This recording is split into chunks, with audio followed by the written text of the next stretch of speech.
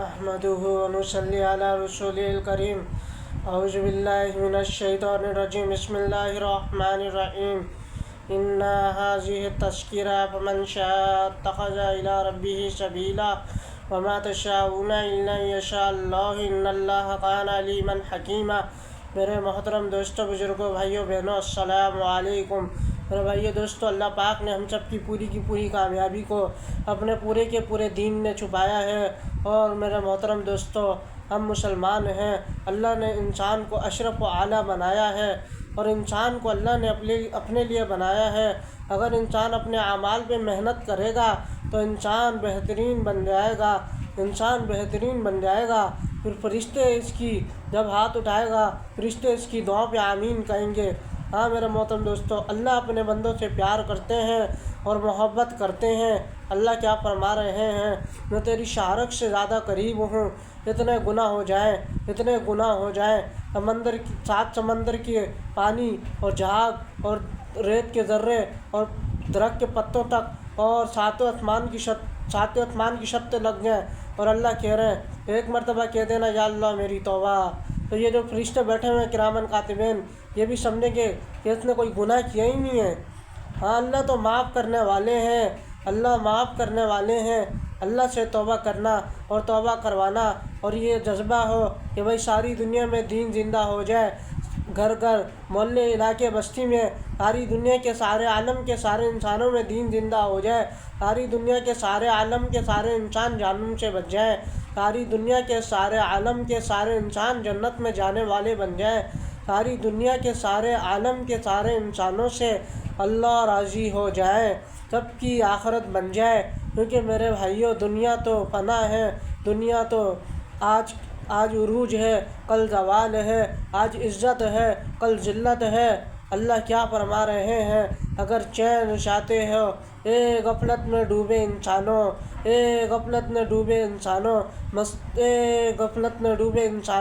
اگر چین چاہتے ہو، سکون چاہتے ہو، تو میرے ذکر کرنا پڑے گا، اور اگر میرے ذکر سے اللہ فرما رہے منہ موڑو گے تو میں تمہارے سینے کو بند کر دوں گا، تمہارے سینے میں ایسی آگ لگا دوں گا۔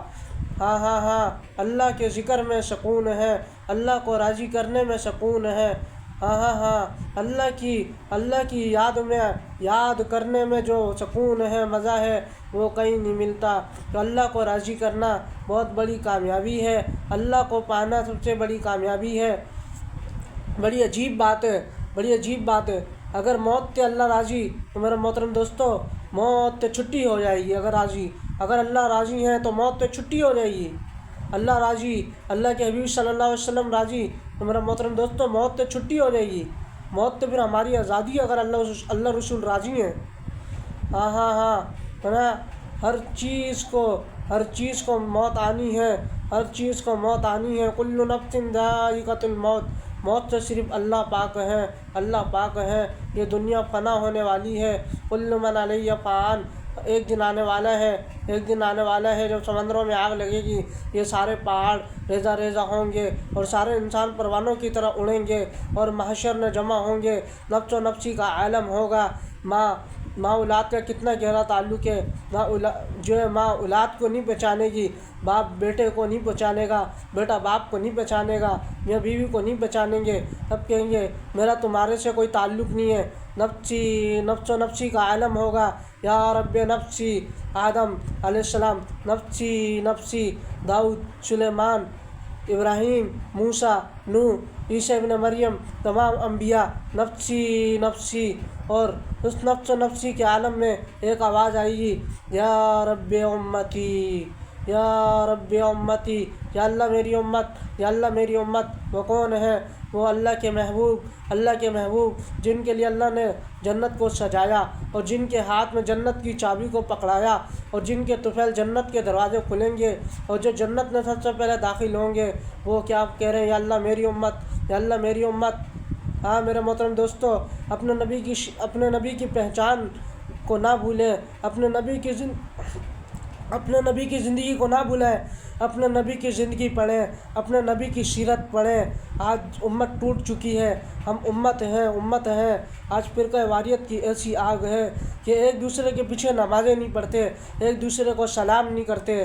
ہاں میرے محترم دوستو، اللہ کے نبی نے تو امت کے لیے بڑے دکھ اٹھائے، تکلیفیں اٹھائی، برداشت کی، اور آج امت ٹوٹ چکی ہے۔ امت اپنے محبوب حبیب حضرت محمد مصطفیٰ صلی اللہ علیہ وسلم کو بلا چکی ہے۔ ہاں میرے محترم دوستو، اللہ کے نبی صلی اللہ علیہ وسلم کا پورا دین زندہ ہو جائے۔ ہاں میرے محترم دوستو، اگر تعلیم و تعلم سیکھنا سکھانا چھوڑ دیں گے تو میرے محترم دوستو معاشرے میں کس سے کہانیاں رہ جائیں گی۔ تو صحابہ کرام نے جب دین سیکھا، دین زندگیوں میں لے کے آئے، یقین 13 برس اللہ کے نبی صلی اللہ علیہ وسلم نے، جب آپ صلی اللہ علیہ وسلم کو نبوت ملی، اللہ کے نبی نے 13 برس کس چیز پہ کام کیا؟ دعوت اللہ پہ 13 برس یقین بنایا صحابہ کا، گرے پڑے لوگ تھے، تو 13 برس اللہ کے نبی نے کیا بنایا؟ کلمہ لا الہ الا اللہ پڑھ لو کامیاب ہو جاؤ گے، یقین بن گیا۔ پھر جیسے جو اللہ کا حکم آتا گیا اتنے وہ لبیک کہتے رہے، اور وہ ایسے نہیں تھے کہ بھئی ابھی جو شراب چھوڑنے کا حکم آیا، ابھی انہوں نے یہ نہیں کہا کہ ہمارے پاس شراب پڑی ہے یہ استعمال کر لیں، بعد میں جو ختم ہو جائے گی پھر ہم استعمال نہیں کریں گے۔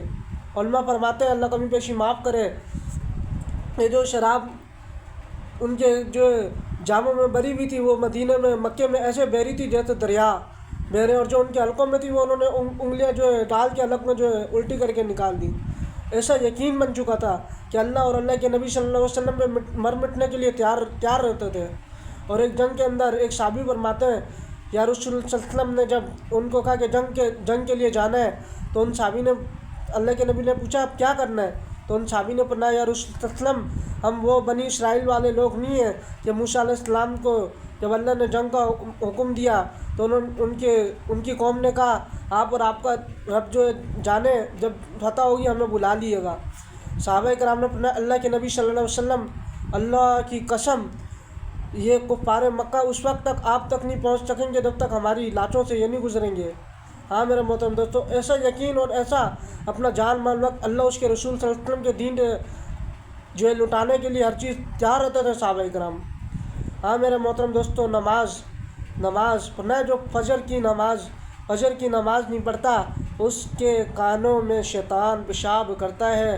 اب کتنے ایسے ہیں جو فجر کی نماز کتنے عرصے سے پڑھتے ہی نہیں ہیں، تو وہ استغفر اللہ، ان کے کان علماء بناتے ہیں کہ شیطان نے ان کے کانوں میں پیشاب کر کے یہ ان کے کان گٹر بن چکے ہیں، ان کے کانوں کے اندر وہ گٹر تیار ہو چکا ہے، جتنے شیطان نے پیشاب کر کے وہ گٹر تیار ہو گیا ہے، ان کے کان گٹر بن گئے ہیں، اور ان کے کانوں پہ کوئی خیر کی بات اثر نہیں کرتی، اور یہ ایمان کی بری علامات ہیں۔